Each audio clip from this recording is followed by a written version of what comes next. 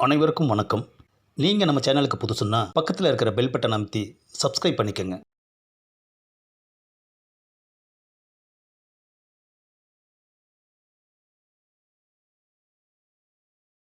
திரு AVM Saravanan அவர்கள், உங்களைப் போன்று நாங்களும் ஞாபக சக்தியை வளர்த்து கொள்வதற்கான ரகசியம் என்னவென்று சொல்லுங்களேன்.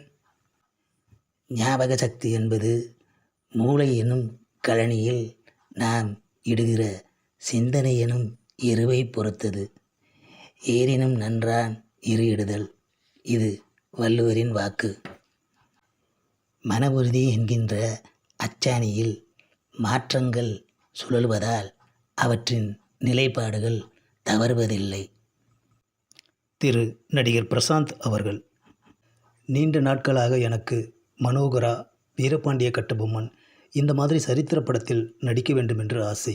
அதுவும் உங்களுடைய கதைவசனத்தில் நடிக்கும் வாய்ப்பு கிடைக்குமா? ஒரு வரலாற்று நாயகன் பாத்திரத்தில் தம்பி பிரசாந்த் நடித்து பார்க்க வேண்டும் என்ற தனியாத ஆசை இந்த அண்ணனுக்கும் உண்டு. திரு நடிகர் பிரபு அவர்கள், பராசக்தி பட வெற்றிக்கு பிறகு நீங்கள் இன்றைக்கு பெரிய அரசியல் மேதையாக இருக்கிறீர்கள். அப்பா மிகப்பெரிய நடிகராகிவிட்டார். இப்படியெல்லாம் வருமென்று எதிர்பார்த்தீர்களா? உறுதியான உள்ளமும் உழைப்பில் நாட்டமும் கொண்டோரிடம் உயர்வு என்பது தானாகவே ஓடி வந்து ஒட்டிக்கொள்ளும். இயக்குனர் பாலா அவர்கள், வணக்கம் முதல்வர் அவர்களே. மறக்க முடியுமா படத்தில் கதை வசனத்தோடு காகித ஓடம் பாடலும் எழுதினீர்கள். அந்த பாடலை மாயவநாதன் அவர்களால் எழுத முடியாமல் போனதுக்கு பின் நீங்கள் எழுதினீர்கள். அவர் எழுத முடியாமல் போன காரணம் பற்றி சொல்வீர்களா? அது ஒரு புதுமையான காரணம்தான். அந்த சோகப்பாட்டிற்காக தத்தகாரத்தை இசையமைப்பாளர் ராமமூர்த்தி மாயவநாதன் மாயவநாதன் என்று பாடலாசிரியரின் பெயரையே சொன்னபோது மாயவநாதன் அவர் தன்னையே கேலி செய்வதாக கருதி கொண்டு சினந்து வெளியேறிவிட்டார். இயக்குனர் எஸ்.ஏ. சந்திரசேகரன் அவர்கள், அடுத்த பிறவியில் நீங்கள் யாராக பிறக்க ஆசைப்படுகிறீர்கள்? நான் நானாக பிறக்க வேண்டும் என்றுதான் ஆசைப்படுகிறேன். திரு காதல் சந்தியா அவர்கள், உங்களின் வசனங்களை மிகச்சரியாக உச்சரித்து நடித்த நடிகைகள் பற்றி சொல்லுங்களேன். விஜயகுமாரி, பத்மினி, மனோரமா, ஸ்ரீபிரியா, ராதிகா. திரு எடிட்டர் மோகன் அவர்கள், யாருடைய வசனத்தை கண்டு நீங்கள் வியந்தீர்கள்? சாலையோரத்தில் வேலையற்றவர்கள், வேலையற்றவர்களின் உள்ளத்திலேயே விபரீத எண்ணங்கள். அரசே, அதுதான் காலக்குறி என்ற அறிஞர் அண்ணாவின் வசனத்தை வியந்து பாராட்டி உணர்ச்சி வசப்பட்டதுண்டு. திரு நடிகர் சத்யராஜ் அவர்கள், வாழும் பெரியார்க்கு வணக்கம். வாழ்க்கை என்ற போர்க்களத்தை நாங்கள் எப்போதுமே விளையாட்டு மைதானமாக எடுத்துக்கொண்ட காரணத்தால் தான் தங்களிடம் நகைச்சுவை உணர்வு இலையோடி கொண்டிருப்பதாக நான் நினைக்கிறேன். தங்களின் கருத்து? இனமான முரசுக்கு வாழ்த்து. வாழ்க்கை போர்க்களத்தை விளையாட்டு மைதானமாக பாவித்து கொண்டாலும் போர் இருக்கும் திக்கு மனதிலேயே நிற்கும். கலைவாணர் விவேக் அவர்கள், வெளுத்துவிட்ட சுவரொட்டி விளம்பரங்களால் பொதுமக்கள் பெரும் அவதிக்கு உள்ளாகிறார்கள். குறிப்பிட்ட ஒரு தனி இடத்தில்தான் சினிமா, அரசியல் எந்த ஒரு சுவரொட்டியாக இருந்தாலும் ஒட்ட வேண்டும் என்கின்ற ஒரு விதி வெளிநாடுகளில் பின்பற்றப்படுகிறது. அதுபோல் தமிழகத்திலும் இந்த போஸ்டர் கலாச்சாரத்திற்கு மாற்று அமைப்பு செய்து போஸ்டர் மாஸ்டர்களையும் திருப்திப்படுத்தணும். பொதுமக்களுக்கும் தொந்தரவு வரக்கூடாது. இது போன்ற ஒரு அமைப்பு செய்ய முடியுமா ஐயா? விவேக் படுகிற கவலை எனக்கும் உண்டு. நாட்டில் பலர் இந்த கவலைக்கு ஆளாகிறார்கள். என்றாலும் வெளிப்படையாக எதிர்க்க தயங்குகிறார்கள். வெளிநாடுகளை பின்பற்றி நமது நாட்டையும் ஒளிமிகுந்த நாடாக ஆக்கலாம். அதற்கு எல்லோருடைய உள்ளத்தில் ஒளி பிறக்க வேண்டுமே. இயக்குனர் பி. வாசு அவர்கள், உங்கள் எலும்புக்கும் தசைக்கும் வயது 81. உங்களின் மனதுக்கு வயது என்ன? என்பதோல் போர்த்த உடம்புக்கு எத்தனை வயதானால் என்ன? அன்பின் வழி எது உயிர்நிலை எனும் குரல் வழி நடந்தால் அந்த வயதில் பெருமை இளமை பொலிவோடு திகழும். இயக்குனர் திரு ஜெயம் ராஜா அவர்கள், நீங்கள் தரக்கூடிய சீன் பேப்பரில் அதன் இடது பக்கத்தில் அந்த சீனுக்கான விளக்கம் மிக தெளிவாகவும் அது அத்தனை டிபார்ட்மெண்ட்டுக்கும் போய் சேரக்கூடிய விஷயங்களும் மிக தெளிவாக இருக்கும் என கேள்விப்பட்டு வியந்து இருக்கிறேன். இந்த வித்தையை யாரிடம் கற்றுக்கொண்டீர்கள்? தொடக்கத்தில் திரைக்கதை வசனம் பயிற்சி பெற நான் இயக்குனர் ஏஎஸ்ஏ சாமியிடம் இருந்தபோது அவர் மிகப்பெரிய அகலமான தாள்களை பயன்படுத்துவார். நான் பெரியாரிடம் பயின்ற காரணத்தால் சிக்கனத்தின் காரணமாக துண்டு தாள்களையே பயன்படுத்தி அவற்றிலேயே ஒரு பெரிய காட்சிக்கான படப்பிடிப்புக்கு தேவைப்படும் குறிப்புகளை எழுதுவேன். அந்த பழக்கம்தான் இப்போதும் தொடர்கிறது. நடிகர் சிம்பு அவர்கள், உங்கள் பேரனாக ஒரு கேள்வி கேட்க ஆசைப்படுகிறேன். தினமும் அரசியல் கட்சி தொண்டர்கள், மக்கள், ஏகப்பட்ட பிரச்சனைகள் எல்லாம் நீங்கள் சந்திக்கிறீர்கள். ஒரே ஒரு நாள் இதெல்லாம் எதுவுமே இல்லாமல் உங்களுக்கு ஒரு நாள் அவகாசம் கிடைச்சதுன்னா அதை எப்படி கழிப்பீர்கள்? நீ என் பேரனாக கேள்வி கேட்டால் நான் உன் தாத்தாவாக உனக்கு பதில் சொல்வேன்.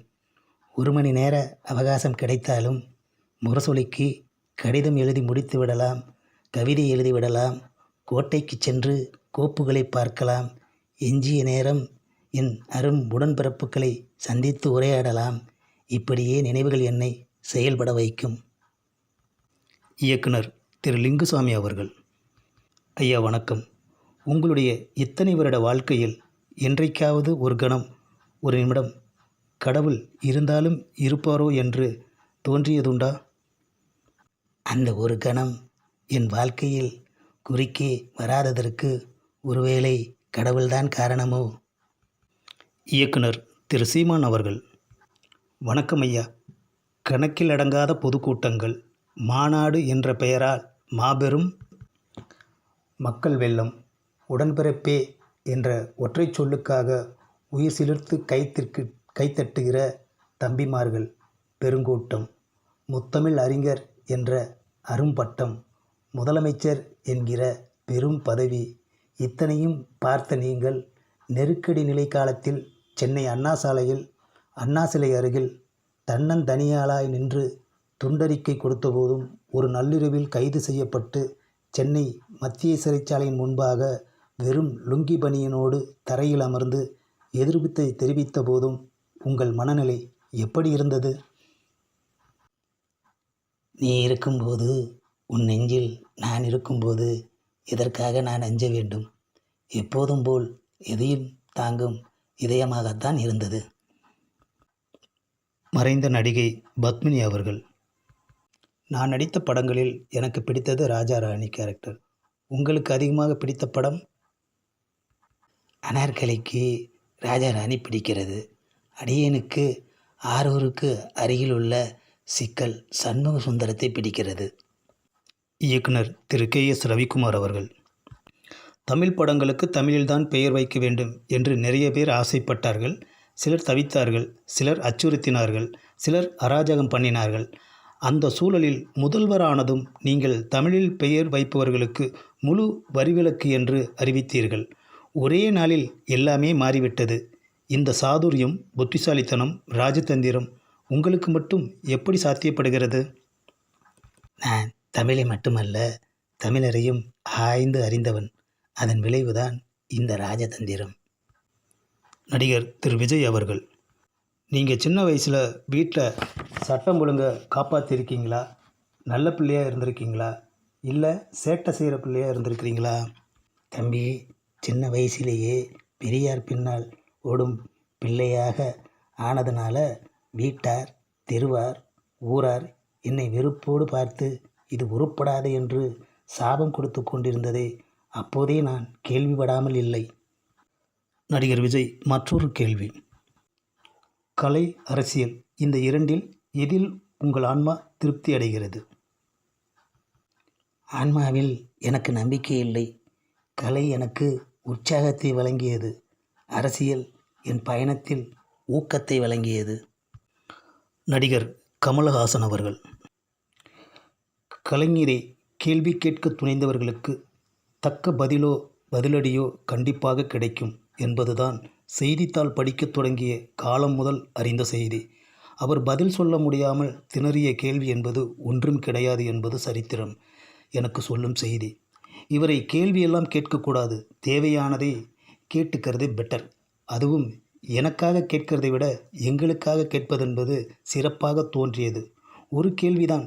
இதற்காக நாங்கள் எதிர்பார்ப்பது பதிலை விட செயல். அதை செய்துவிட்டு சொல்வார் என்பதும் எங்களுக்கு தெரியும். அதனால் கேட்கிறேன். இந்தியாவில் 5 நட்சத்திர ஓட்டல்கள் என்று கணக்கு பார்த்தால் ஒரு 1000, 1500 இருக்கும். அவ்வளவும் கூட இருக்குமாங்கிறது சந்தேகம்தான். அதற்காக அதில் பணிபுரிவதற்காக தயாரிக்கப்படும் மாணவர்களுக்காக இருக்கும் கேட்டரிங் டெக்னாலஜி இன்ஸ்டிடியூட் என்பது பல நூறுக்கும் மேற்பட்டவை இருக்கின்றன ஒவ்வொரு மாகாணத்திலும். ஆனால் சினிமா தியேட்டர்களும் அதிகமாக இந்தியாவில் இருக்கிறது. இன்னமும் அதிகரிக்கத்தான் போகிறது என்பது எங்களுக்கு கிடைக்கும் செய்திகள். இதற்கு தங்களை தயார்படுத்தி கொள்ளும் ஒரு ஆலயமாக ஒன்றிருக்க வேண்டும் இருக்கிறது. அது உலகத்தில் அமைய வேண்டும் என்பது என்னுடைய வேண்டுகோள். இன்னும் அதிகமான தொழில்நுட்ப கலைஞர்கள் இந்தியா முழுவதும் துடிப்புடன் செயல்பட வேண்டும் என்பதற்கு உறுதுணையாக நவீன கருவிகளுடன், நவீன பயிற்சி முறைகளுடன் நமது இன்ஸ்டிடியூட் என்று மாற்றப்படும். இது கேள்வி அல்ல, ஒரு யாசகம். கலைஞானி கமல் பயன்படுத்தியுள்ள யாசகம் என்ற சொல்லைக்கொண்டே இதற்கு பதிலளிக்கின்றேன். கமலின் ஆசை யாசகம் செய்யாமலே சகம் புகழும் வண்ணம் சரியான நேரத்தில் சரியான முறையில் நிறைவேற்றப்படும். திரு நடிகர் ரஜினிகாந்த் அவர்கள். வணக்கம் ஐயா.